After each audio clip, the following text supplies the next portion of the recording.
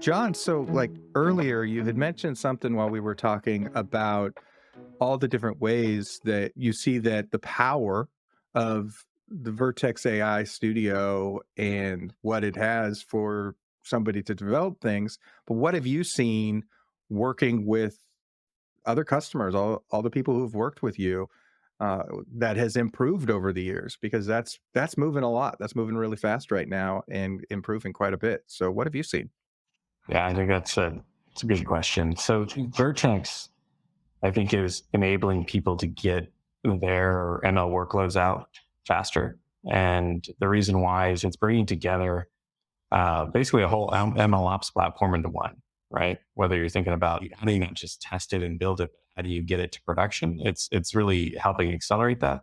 It's integrating a lot of different tools, right? So I can start off with just any open model in the garden or anything that's out there. It can be Google's models or it can be, third party models. I can get those spun up and I can have them working within, a test set in like a Jupyter notebook really quickly. So then I can take that and turn that into production code, right? I can build testing around it. I can have monitoring around it. I can be testing whether or not the model's predictions are still performing like I think they are against use cases. So it's giving me a lot more power to do things that I would have had to build and have different technologies and harnesses all out there separately. I could do that all at the same time. And, when I Yeah. look at other cloud providers out there, they're still kind of throwing out there like this is a service that does a thing and you can integrate it through an API. And the Vertex stuff is really bringing it together. So I think it's super powerful, especially as people are trying to take advantage of this ML boom that's happening out there, this AI boom across, like we talked about all the different models. Um, I'd like to, maybe get your thoughts on how you think this is going to evolve over time and, what's going to be the next big win within Vertex. Yeah. Ooh, what's going to be the next big win? Well, I do like the fact that you brought up the term like an ML ops environment, like this integrated ML ops environment, like all in one sort of thing, because I do believe that's basically what we're trying to make that there is look at like what's happening in ML ops. What do they need in that area and try and connect that so that people can do that. Recently, I know we just released the model eval systems, which I'm really excited about because that was a question I was getting a lot when I would go out to visit, to do conferences or anything like that. Uh, People would ask me, "Yeah, but how do I know which model to use?"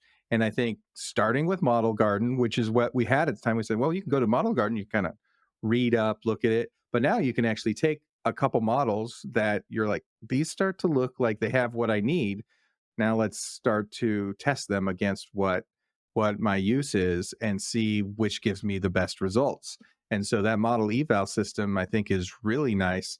And I think that probably more in the realms of how do we test AI, like end-to-end integration testing, that kind of stuff, is an area that I think isn't that people are going to want more depth to, and I would like to see us do more in that area because testing is testing is like kind of its own paradigm. Like even in traditional programming, it's its own paradigm, and you almost have to switch mindsets to do it when from coding to writing tests.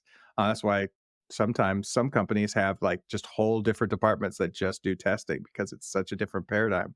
And the same is true with AI development and model testing and that kind of thing. And so I'd like to see more capabilities built into that for testing, so that people can make sure what they're going to put out there is going to work and not cause problems for their company. Yeah. Yeah, testing kind We've of seen to, some. well, but testing on AI is like interesting because it's its own unique challenge when you have something that's probabilistic.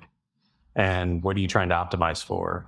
Right. False positives, true Hmm. positives. Like, what do you want to take out of the system in terms of responses? But then beyond that, even, as we get into more complicated things that are like generative models, like safety, like Yeah. how do you know that things aren't going to spit out things that you don't like? I think there was a recent article about AI is doing rickrolls in a chatbot, right?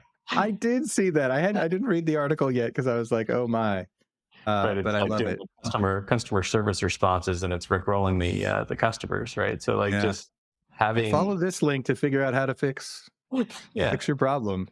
but it's not like a discrete testing like a lot of the like SDET teams or test engineering teams I've had in the past have, they've had a more clear view of what's right and what's wrong. Mhm. But you almost need like a hacker type team to kind of figure out like how do I have test cases preventing bad outcomes with Mhm. an AI system. And how do I apply a fix to something that I see is happening out in the world Yeah. very quickly? So we kind of take from ops in general and security ops and all that kind of stuff and some of the models from there and we need to apply them to AI, even though it's not necessarily traditional security as we've thought, but it's still security because it's the image that your business has. Yeah. There's like the security of our image.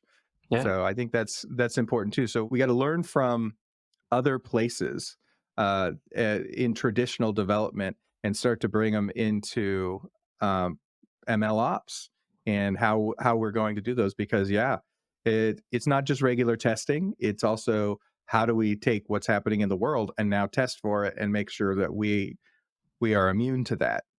Yeah. So That's big.